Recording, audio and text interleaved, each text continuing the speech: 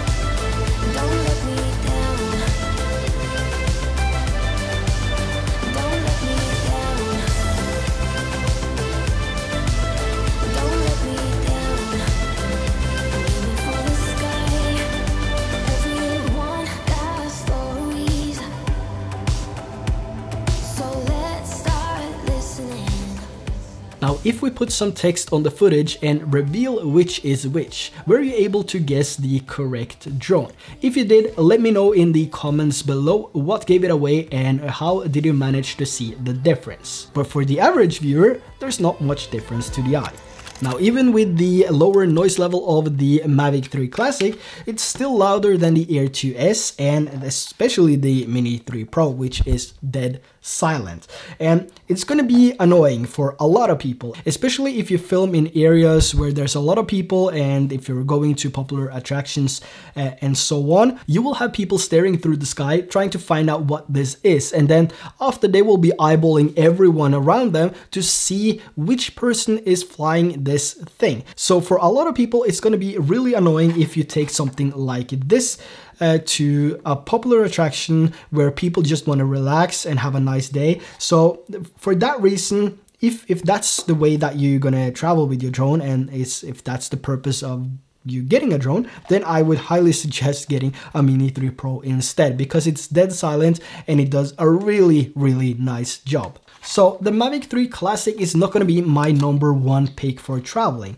And as you know, despite being a bigger, better and a stronger drone and more stable drone, and having, you know, the insane camera here compared to the Mini 3 Pro on paper, this is not going to be my #1 choice for traveling. And I said on paper, that's because most people are watching the content on their smartphone or a small tablet. So that means the pixels are so small. It's tiny pixels, and it's going to be hard to see the difference between these two. So if you're not watching this on your cell phone, go back and check out the comparison, the quality comparison between the three drones, and watch it on your cell phone. Put it to 4K on the playback, and you can see if you can see if you can spot the difference between the three drones. So that's also one of the reasons that this is, you know, my go-to for traveling. It's also extremely quiet, so I'm not gonna have any attention when I'm flying this, and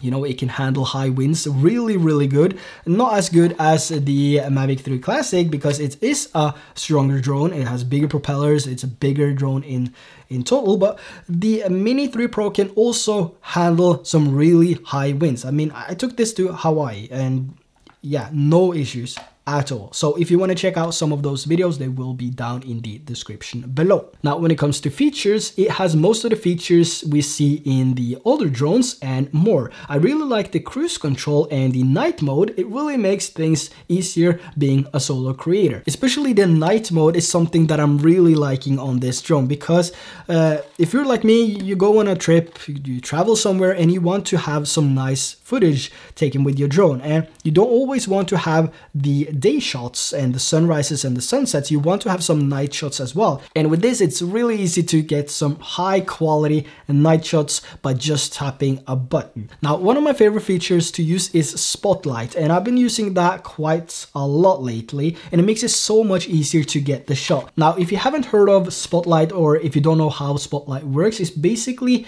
tracking you or the object as a static element, just like Active Track, but you have full control over the sticks, and you can go sideways, up and down, and get some really nice shots using the Spotlight. So it has become one of my favorite and most used features with the Mavic 3 Classic as well as the Mini 3 Pro. I use these now all the time, and it's so much easier to get a more stable shot of yourself or any object or building or anything like that. So you basically track yourself, and then you choose the direction whether you want to go left or right, and then you can go up and down with the joystick here, and the camera will stay focused on you, tracking you or tracking the object, and you can do some additional movements here with the joystick. So it's a really nice feature, and I highly suggest that you test it out if this is something that you haven't been using for a while or never tried. So you're definitely gonna get hooked once you test this out. I'm sure of it, because it's one of the greatest features of this drone. Now, another thing I really like with the Mavic 3 Classic is the photos coming from this drone. The photos are insane. It takes some really good looking photos with little adjustments to do. So you basically don't have to do any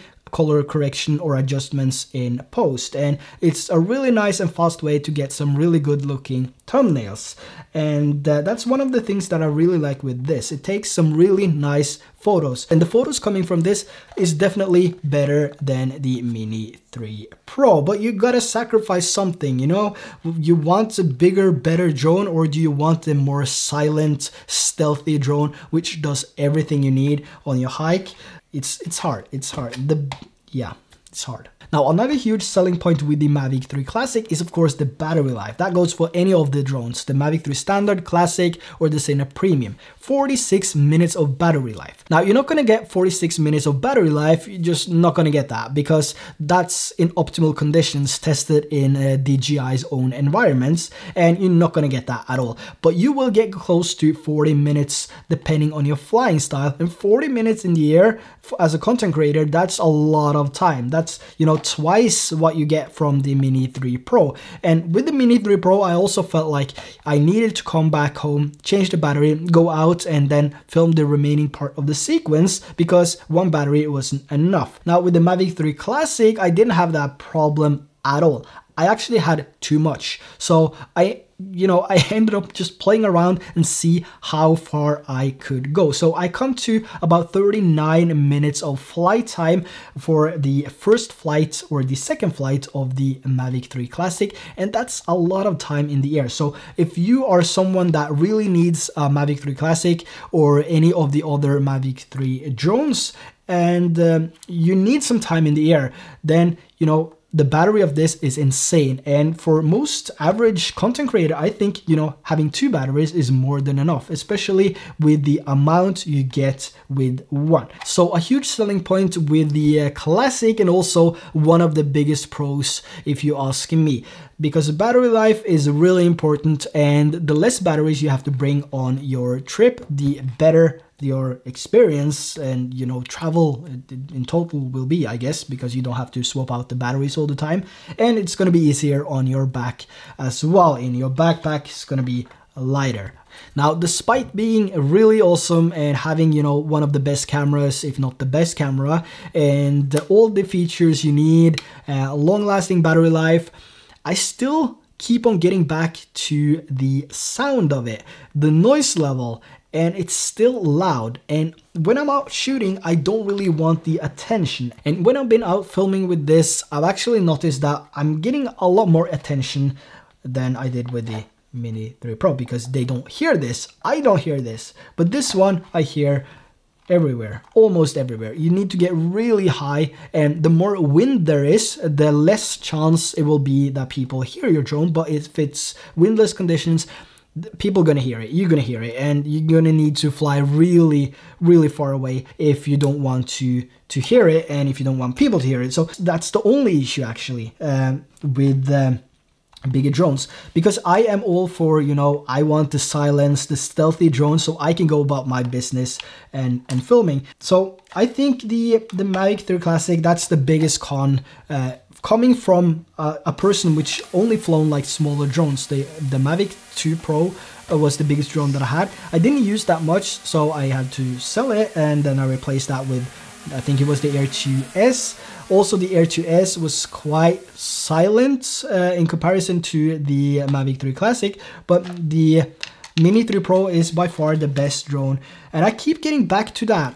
So my question is that, do I actually need the Mavic 3 Classic? Do I need any other drones than the Mini 3 Pro? And is it really any points, you know, saving this, putting it on the wall of fame, the DJI wall, and just keep it there until there's another release, so I can do a comparison?